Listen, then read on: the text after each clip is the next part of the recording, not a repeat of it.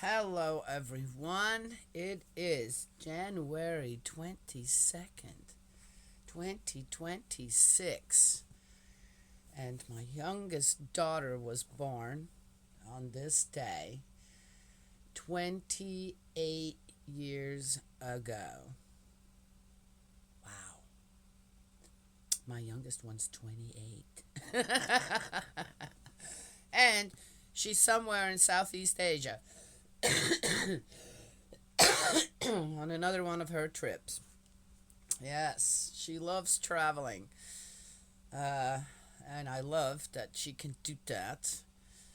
Um, she's been so many places all over the world and loves it. Yes, we always get good stories back when she comes back. So anyway, so she's somewhere in Southeast Asia on her 28th birthday. Yes. Ah, I love seeing all the interesting lives that my children are living. Hmm, amazing. So we are in the book of Isaiah. Yes, I am tired. I think it's the weather. We're supposed to get a big storm here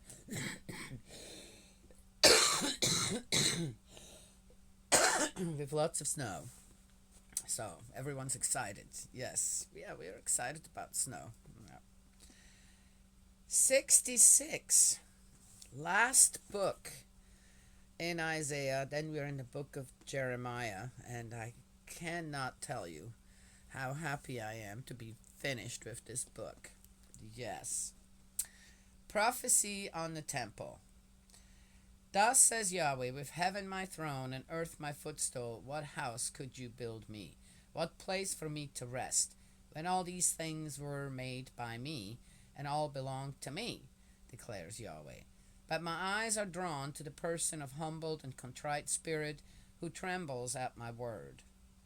Some slaughter a bull, some kill a human being, some sacrifice a lamb, some strangle a dog, some present an offering of pig's blood, some burn memorial incense, a revolting blessing.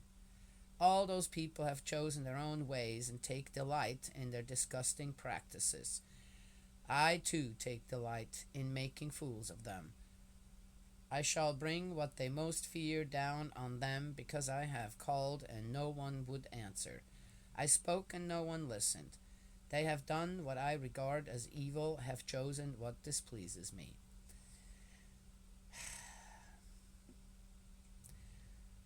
I can't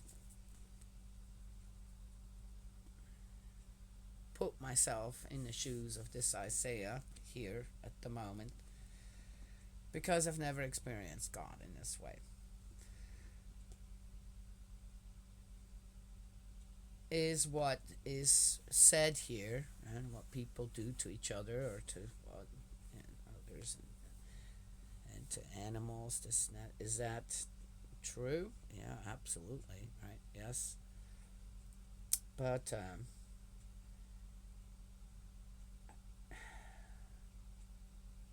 it doesn't.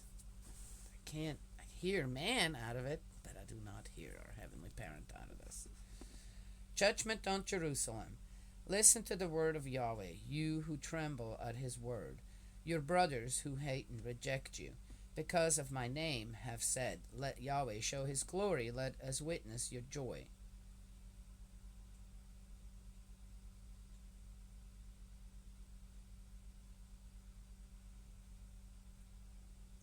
Huh.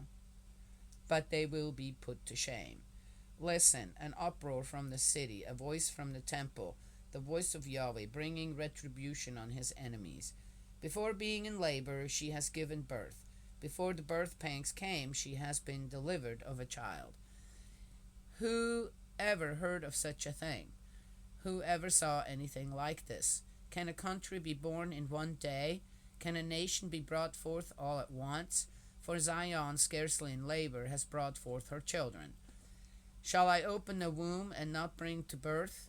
says Yahweh, shall I, who bring to birth, close the womb, says your God. Rejoice with Jerusalem, be glad for her, all you who love her. Rejoice, rejoice with her, all you who mourned her, so that you may be suckled and satisfied from her consoling breast, so that you may drink deep with delight from her generous nipple. Well, that's such a weird way to put that in here. For Yahweh says this, look, I'm going to send peace flowing over her like a river, and like a stream in spate, the glory of the nations. You will be suckled, carried on her hip, and fondled in her lap. As a mother comforts a child, so I shall comfort you. You will be comforted in Jerusalem. Well, one thing one can say to all this, I keep calling God our heavenly parent. Yes? Okay. Oh, and I also believe that our heavenly parent does not just consist of what? A father, but also a mother. Oh, interesting on how this is. Okay, let's look at it that way then. I might not necessarily agree with on what the meaning of the words is, but on how God is described in a way, on how he cares for his children. Oh, kind of just, again, even at that time, it solidifies God's a parent. Yes? Yeah.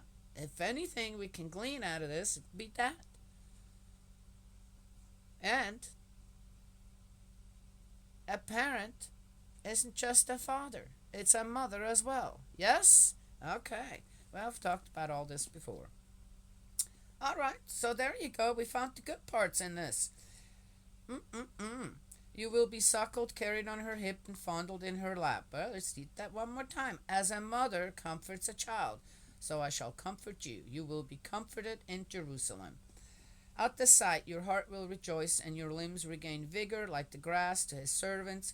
Yahweh will reveal his hand, but to his enemies his fury. Yeah, again, we got that just don't.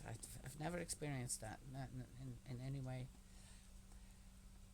Oh, because I'm on the side of goodness? No, it's no.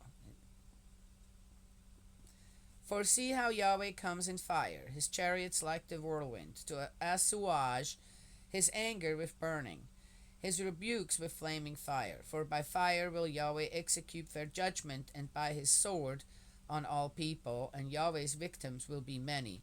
Oh, interesting too. So here, someone just invented hell. Okay.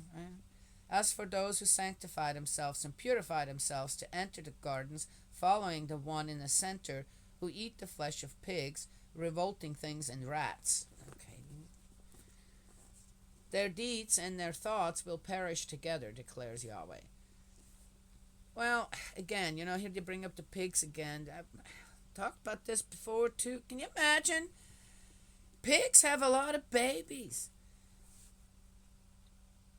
What if no one were to eat pigs? What would they be good for, really, when it comes down to it? Right? Yes? Man, so I don't know. Someone would just kill them off, and then let them rot, or what? What exactly? I'm just saying. Doesn't make sense. So much of this doesn't make sense. It's just stuff that was invented by man for one reason or another. And you know what? I bet you for greed. Greed and power. Half the people follow them in some weird way where they're willing to give up things that others want. Yes? Kind of sounds like that here too. So, as eschatological discourse, we are in the last part, my dear people. I am coming to gather every nation and every language. They will come to witness my glory. I shall give them a sign and send some of their survivors to the nations, to Tarshish, Put, Lud, Meshech, Tubal, and Yavan, to the distant coasts and islands that have never heard of me or seen my glory. Oh, here we go again. You see? Well, if they're all God's enemies, then he's going to take care of them. Well, How is he taking care of people who have never heard of him? He's sending people out to do what? Teach about God, right? Yes, okay, just saying. There you go. I wonder if they realized what they wrote down here, because that's exactly what it is. Then the other parts just don't make sense of that angry God with its fury and fire. They will proclaim my glory to the nations, and from all the nations they will bring all your brothers as an offering to Yahweh, on horses, in chariots, in litters, on mules, on camels, to my holy mountain Jerusalem, Yahweh says. Like Israel's bringing offerings in clean vessels to Yahweh's house. Oh, interesting. So that's really what is on our Heavenly Parents' mind, right? For all the children to return. That's the offering. Ah, that's a big part in the divine principle, by the way. And they knew this already. Oh, this was given to them. Now, this I could see. A good man or woman was given. This is how you guys should be doing it. Yes? And some of them I shall make into priests and Levites, Yahweh says. For as the new heavens and the new earth I am making will endure before me, declares Yahweh, so will your race and your name endure. From new moon to new moon, from Sabbath to Sabbath, all humanity will come and bow in my presence, Yahweh says. And on their way out, they will see the corpses of those who rebelled against me. Oh, dear Lord. Okay, now that has to come again. For their worm will never die, nor their fire be put out, and they will be held in horror by all humanity. Good parts, bad parts. But there is one part in here that I am going to, for reference, I saw an interesting, oh my gosh, we're done. 66 little chapters in the book of Jeremiah, in the book of Isaiah. Ooh, hallelujah. Done, done, done. I saw a little interview. Young girl. Oh my gosh, she looked so young. She could just look really young. Looked to be definitely not even 20 yet, or if early 20s. And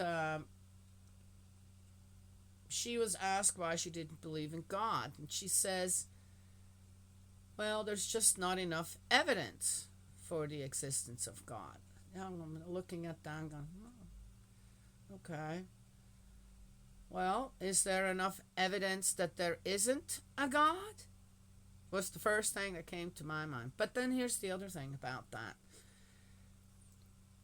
If suddenly everyone were to just go with that and say, okay, well, there's not enough evidence, we're just not going to believe in God anymore, right? Okay, well, if that's the case, we're not going to believe in any gods. It's not just God. That would be, every religion, everything would just be removed. That would be it. No more belief. What would that do to mankind? Yes?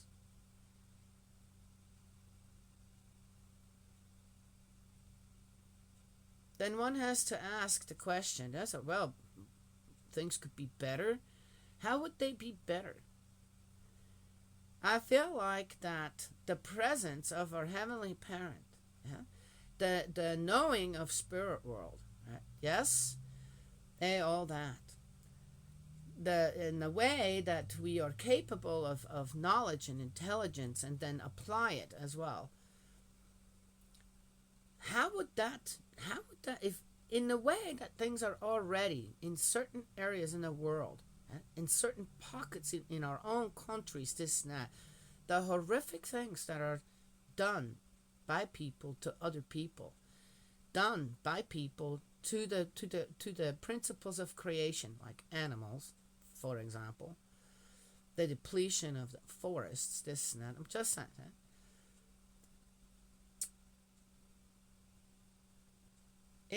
If there would be nothing in a way for the people who don't want to do that, to have the continuous guidance of, right? Yes, to follow the Ten Commandments. Yeah. the golden rule, then what would happen actually to humanity? What would happen to mankind over the next few hundred years?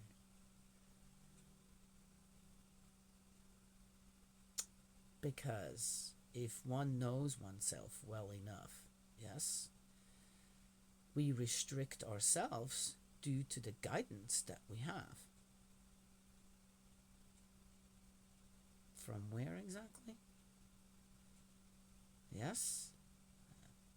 Has that been abused as well? Has religion been abused? Absolutely, absolutely. Just as the last part here in Isaiah, there is some good stuff, but most of it is just humbug when it comes to the presence of our Heavenly Parent. Yes? And the desires, the will, the goodwill of our Heavenly Parent. But we know ourselves well enough that if this guidance just completely falls away with no belief, we would have genocide going on everywhere in the world. Everywhere. Lust would just be running rampant. I mean, it would be eventually become a literal cesspool all over the world. No one to answer to.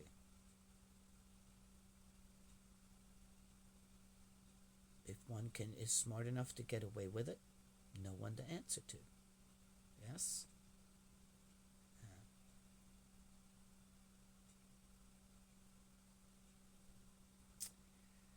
Cain didn't kill his brother Abel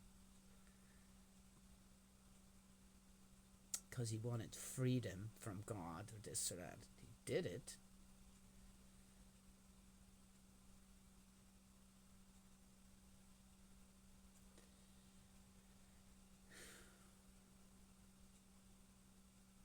Because there wasn't anyone there to stop him.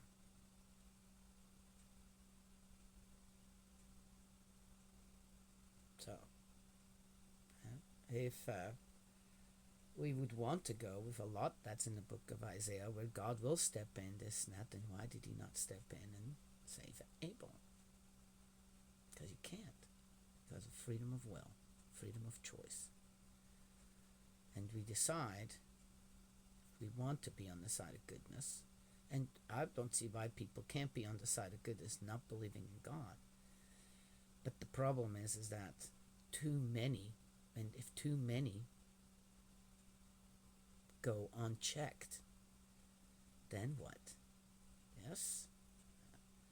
So, hence, the people on the side of goodness, what do we teach? We keep trying to do what? To reach that heart, that part created in the image of God, our Heavenly Parent, Heavenly Mother, Heavenly Father, a man and a woman, and have families, that hopefully have good families, proud of our children, children proud of their parents. Yes? How does that happen?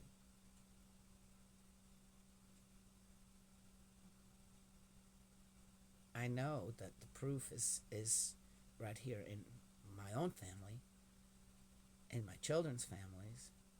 Then when God is present, has a place, a temple, within a family, within an individual, then all things are possible. How many times have we read that so far? All things are possible with God. Yes? Yeah. So, again, I think that having a belief system, faith forward, all, sometimes one has to just trust one's own instincts when it comes to all that and just admit that there's got to be something greater and bigger out there to try, at least is trying to steer us from going over a cliff. Yes? Yeah. I find it interesting, and okay, we'll probably talk about that more in the New Testament when Jesus, it's about you follow like sheep, you follow Jesus over a cliff.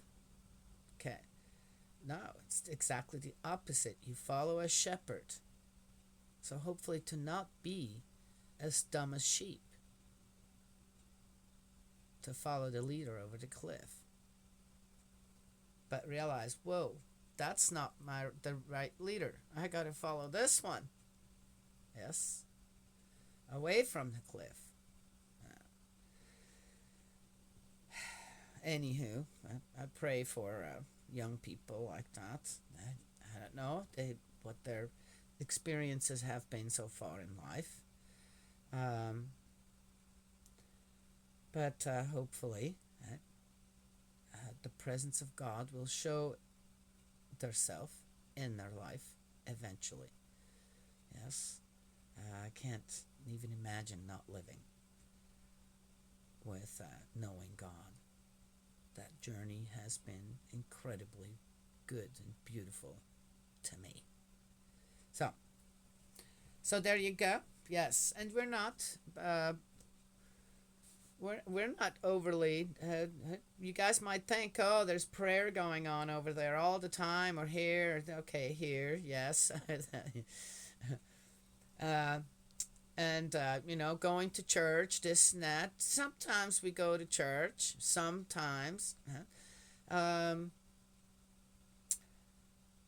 but we're not big on.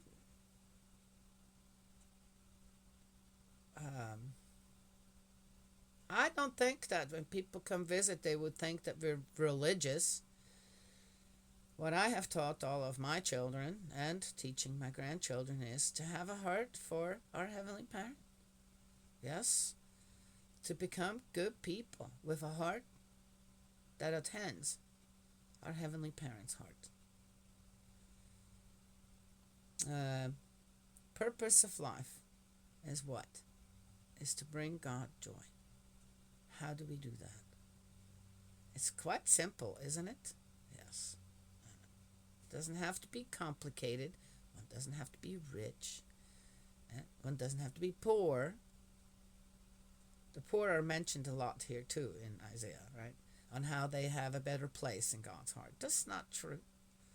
One can do a lot of good, have God in their life when one has a lot. Yes, just depends on how it's being used.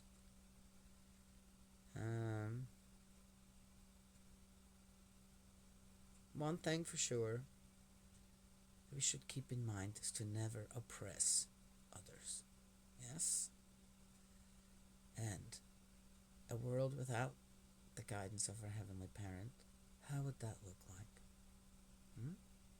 Think how that would look like. Yes. All right. Well, that's all I have to share this morning. May Heavenly Parent bless, protect you, guide you, and embrace you with love. And I will talk to y'all another time.